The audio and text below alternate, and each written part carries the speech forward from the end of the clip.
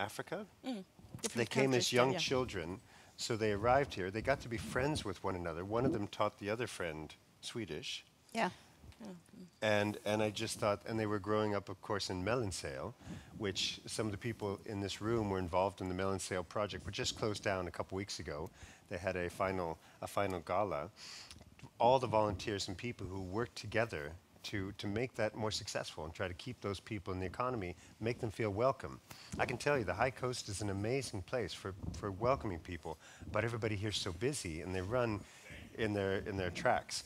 So I thought that was cool that those people helped those families in Mellansale produce kids like this. I mean, they're Swedish kids, but of course they're from Africa. So it's like, how are they speaking perfect Norrlandska or Norrlander?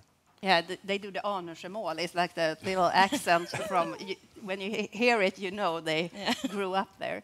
And that's the beauty of it. It's like a tribute to Mellansel. Yeah. The whole TikTok story is that they love that little place and they want to show everyone that this is a good. So that's nice, the circle. I saw my son showed me a video yesterday when they are in Stockholm and they are interviewing people from Stockholm, and then they are talking this Arnörsmål and ask them, do you know what did he say? He says some words in Arnörsmål, and stockholmarna they didn't get, vad säger du, vad pratar du? So it's really funny, yeah. But that's one story. Yeah, that's one story. And I mean, we had some conversations, and I think the media representation of internationalism needs to be very broad, and we worked together on that, but they did their own job. I love the newspaper and how it tells those stories. There was a man who was raising pigeons about a month ago, and of course, Alicia and different kinds of personalities. I think we need that. But my question to Sandra, we had some intellectual debate, is that representative of the whole country? Are we getting the right media to tell the full story, or are we, defaulting to the new immigrants and their challenges? And that was a question. And I think she came back with some very interesting research. Why don't you tell about that? Yeah, I when Sam asked me this, I had to Google to get some answers. No, I found some research that has recently been done that are showing that black people are overrepresented in Swedish media, and people from MENA, I don't know what you Mellanöstern, is also kind of well represented in media. But I think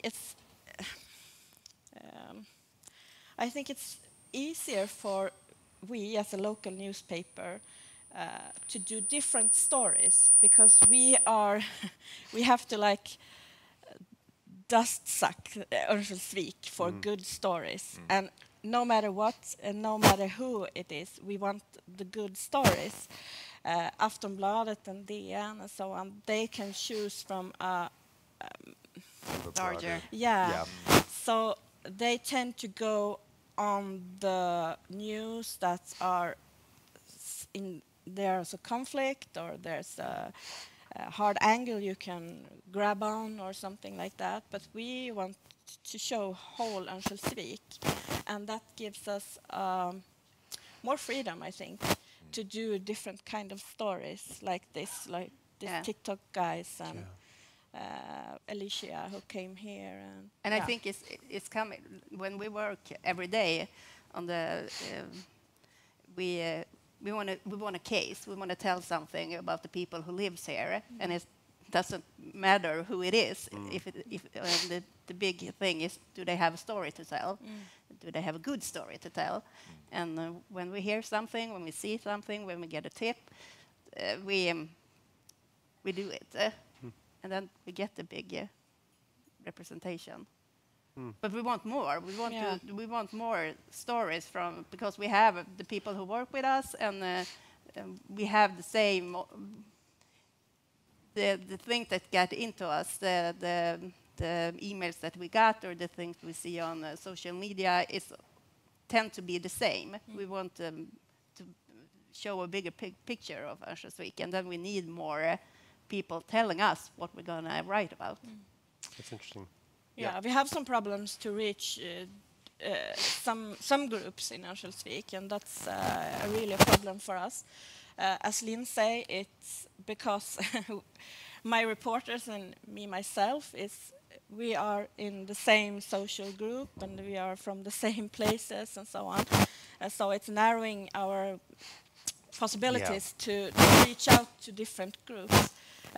So that's a topic I have to think about, and how are we going to reach out to groups that doesn't read us and doesn't know how that we exist, and get their stories, and we can do. It's a question of democracy too. Yeah. And also getting new readership, because of course that's good for business as well. Rory, how do you see the topic? What do you think? Or if you want to say something on this, you can as well. From the media perspective, I think I can appreciate that there always will be a challenge to get a broad view, right? Because it's very easy, I think, on a national level to fall into certain, as you said, media reporting traps. Look at the conflict, look at all the challenges, look at the things that are going wrong. And I think I have to actually commend you guys from the local perspective that you have been very, very good at trying to get that correct type of balanced point of view across, and finding those good news stories, but also not being afraid to talk about some of the more challenging topics as well. Yeah. And I think quite often there's another kind of invisible layer on a national and local level that is sometimes a little bit harder to describe in a concise way, and that's actually the kind of commercial aspects associated with the topic. And unfortunately, it's not just a Swedish thing. I think it's a Nordic thing or a Northern European thing. But we quite often forget about the level of entrepreneurship that a lot of people coming into the Nordic region can bring with them. And I think that's something that we're beginning to wake up to in Sweden at this point in time. But how do we tap into that talent? How can we leverage that talent and bring something new to the market, bring something new to the economy, local and national, that is.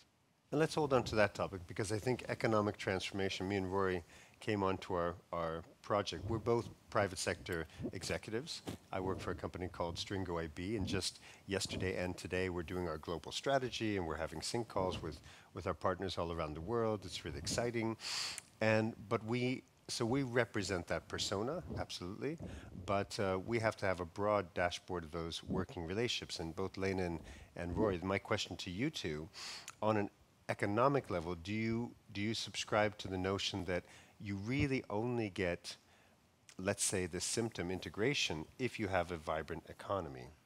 How can we make the economy of the high coast working on all those different levels? High tax earners, new arrivals into the marketplace, into a service economy. What's your view of that? I think there's nothing stopping the high coast from attracting that type of talent.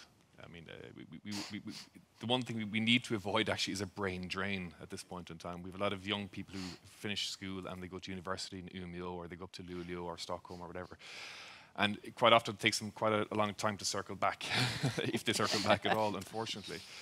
So I think as part of the growth strategy for the High Coast, we should be proactively looking at trying to make it an attractive place for people to move from wherever with the right types of skills that we need to grow our local economies here. As I said, there's nothing preventing that from happening, but I think maybe as a social and kind of a community perspective, we need to figure out what's our storyline here, what's our plan.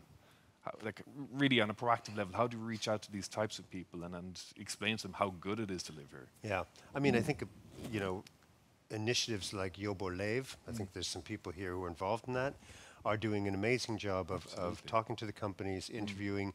Rory just had an interview last week with Devosi. What was that project called again? Oh, you've got me there. I can't recall the name, but it's this project with the commune to try to promote the fact that this is a highly attractive place to live, even if you do work remotely, for example. So I think this kind of entrepreneurs that are coming from Europe or US or UK, they are important to open up our society too. So it can help the integration.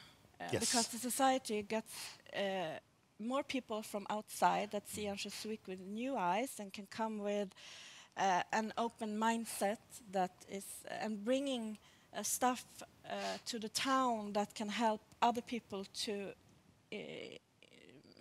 immigrate. Yeah. What do you call it? Integrate. And engage. Integrate in an easier way. So it's less you and me, and it's like more Spot a on. we. You know, and So- that's, no, I totally agree with you. And one of our big intellectual discoveries was when you talk about internationalism, you have in a typical paradigm, you have, we're the host country, and people are coming here, and we're going to be nice and take care of them. And it's a very kind of, patronizing, not in a negative way, relationship. You're here, you learn Swedish, take 5 years out to learn Swedish, and then we'll kind of try to get you involved into life, instead of, wait a minute, gosh, we need you. Thank you for coming. My God, you brought your let's get you involved in our economy and get you up to speed as quickly as possible. And we're internationalizing the Swedish people. We have a persona called International Swede. And I can promise you, every single person in this room is an international Swede. You consume Netflix, you have friends, you travel, you speak languages, you have international business relations, and we even have a test. You can find out how international you are. And even the most rabid people who say, well, I don't like immigrants and I don't think international Swede should change, they're still communicating on the internet with somebody and buying their goods from China. So come on. So I agree with you 100%. It's a we. It's not an them and us. Even in the most benevolent terms, it's a transformational process that we have to recognize together. So spot on, Sandra. Yeah, You're absolutely right. You guys speed this on because you come with another mindset. Because we're than- annoying. Yeah. It's my superpower. Yeah, but I think so. It's because I think one of the problems that Transatlantic got, I'm born and raised here. I moved away the day after I graduate. Bye-bye. I'll never go back. But I did. And I think, Transatlantic, if you're born here and you're raised here, you have your little nook. You have your Yes. friends, you have your family, and it's super tight. And I realized that when I moved back, I didn't have any friends. I have my parents and my husband, and it was like, I need to know new people in my hometown, and it's hard. It's harder. Really hard. Here's a statement. It is harder. My wife is here, and it is harder for her to come back to where she grew Yeah. up as a Swedish person than it is for an international. Yeah. This is all a big laugh for us. I mean, Wally, the first time we went ice skating, we're like, what? But for people who are from here, it's harder because you're supposed to know the rules. Yes. And once you've not seen your friend you played with hockey since you were 8 years old, they've moved on. Yeah. And it is one of our biggest threats is the social threat, because we lose. Describe it, Roy. How long do people stay here? Well, there's a personal metric that I use. I mean, I'm living in this town 13 years, going on 14 years. And quite often you see, typically Anglo-Saxon men following their girlfriends, Swedish girlfriend or Swedish rival. Love over here. refugees. Love refugees. And it's always a question of not how many years they stay, but how many winters they last. Yeah. So it's, but I think it's a very valid point. I think there's a social thing. It's not a problem. It's not a challenge from my perspective. I think it's just something that when you move into a new area, regardless of where it is, you have to accept that there's a local culture, right? And every local culture is absolutely valid. But sometimes there's a bit of a learning curve in understanding how that culture actually works and how then you can bring your personality into that culture, so to speak. And we have to realize that in the high coast, it's a little bit more difficult for a lot of different reasons, socioeconomic reasons. There's a lot of, ambient wealth here to where you don't have to move away. You try to go and do that in Italy or anywhere else, everybody leaves the countryside and goes to the cities. That's how it works. Not necessarily here. People like to be close to their families and such. Lena, let's turn this over to you. What do you think? I think you are into many interesting questions and things that we need to work with in the municipality of Örnsköldsvik. One thing is the empowerment of people and not caring and caring and caring. It's good to care for people, but you also have to work hard to empower people. And that way you have to look at human beings like your equals. And that is also something that you have to work with your inner self, because you feel very good when you care for someone. And you get some kind of recognition that you're a good human being. But empowering means that you really look at others as your equal.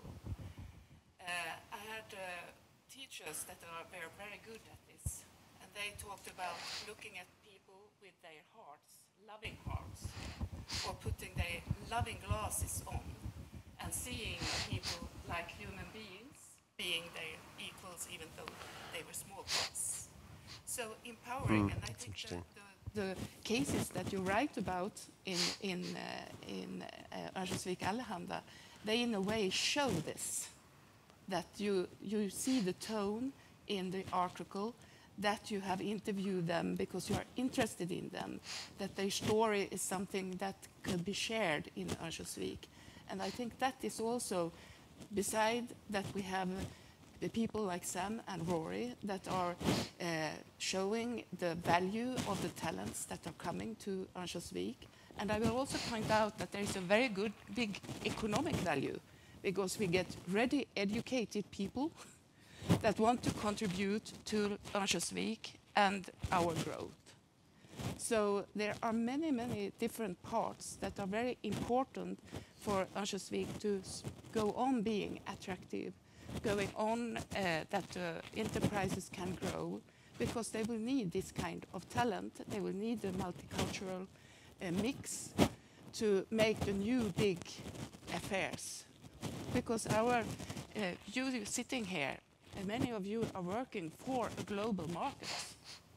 You are selling and buying on a global market, or you are working with firms that are on a global market. Yep. So Örnsköldsvik have many of the factors that can make us grow I totally in agree. a very, very positive way. We have, I truly, in my heart of hearts, believe this. We have all the elements to be absolute economic rock stars of Sweden. You know, one fact that I bring up, and people don't really know this, did you know that as a percentage of GDP, the high coast is the largest by percentage of GDP, keep that in mind, not by volume, the highest export economy in Sweden. And people say, oh, well, that's really interesting. I didn't know that. That means that our economies have always, for 150 years or more, been globally outlooking. And I always tell people the story of, you're the children and grandchildren of Vikings. Who was, 1000 AD, this was the most multicultural, vibrant economy in all of Europe. Think about it. Of course, they had to be taken as slaves. That wasn't so nice, but... But never mind. I mean, you've always been that in your culture. That's why you're the best English speakers in the world. This is who you are. And I almost wonder if we should strip out, I think the loving heart thing, I absolutely agree. Of course, we should do that. But part of me feels like maybe we should just be straight up transactional about it. Maybe we should just be, what do we need? We need those 65,000 curious residents. If we don't, it's the most rational goal I've ever heard. I'm like, wow, I love that. Because if you don't have that, you won't have the tax base, right? You won't have the services, right? You won't attract the companies, right? You'll be in a downward spiral. 65,000, got to get there. How are we doing with that? Not very well. And let's bring up the uncomfortable truth sometimes, because we have to face reality. And let's be transactional with this international thing and say, you know what? Let's not do it to be nice or humanitarian. Let's do it because we better do it. If not, we're going to have a decline in economy. And places like Skellefteå just came back on Friday. We'll be adding 90,000. And their problem is that they have to make 9,000 housing units, and they're growing like crazy. We snuck ourselves onto the Northvolt, industrial site, and it was amazing. There must have been 50 different kinds of foreigners waiting to get into that door of Northvolt. Not one of them, except the guy who was doing the processing, was Swedish. So we do this just transactionally. Yes, let's be loving hearts about it, okay. But let's be tough and be like, if we don't do this, we're going to be in a problem. And suddenly that becomes a very transformative kind of way of looking at the situation. Suddenly, the woman who comes from Poland with her husband, who has a great degree, we don't take as long to get that degree translated. We don't demand that Swedish is the first thing. Look at Ore. Ore has kicked out their integration, I shouldn't say kicked out, but they stopped their integration unit. They only have utveckling. Maybe we need to think about our service economy. What's the number one, go anywhere in the world. When you go into a restaurant in Paris or any city you go to, who are the people you meet? They're all new immigrants getting on the job ladder, and they're educating at night, and they'll get better jobs. Maybe we need to think about a service economy as well. That's important, and it's important to people like me and Rory. I'll tell you what, when we have that disposable income, we want to go to Linné och Peter. We want to go to Stankai. We want to go to the chef. That's great. That's also part of this transformation. So maybe it's a transactional, more rough than oh, it's nice to be multicultural. So what do you think, Lena? Yes, I think so. And I also want to point out another factor, because there is a really big growth in the northern of Sweden, and that is really, really, really nice. But what we have in Örnsköldsvik is also that we have highly skilled companies. And we need to work on with that growing, because otherwise also the new industries like Northvolt and so on, the research and the development will be somewhere else and not in the north of Sweden. So in Örnsköldsvik we really have high-skilled companies that are really good globally and are sought for, and to see to that they get the talents they need.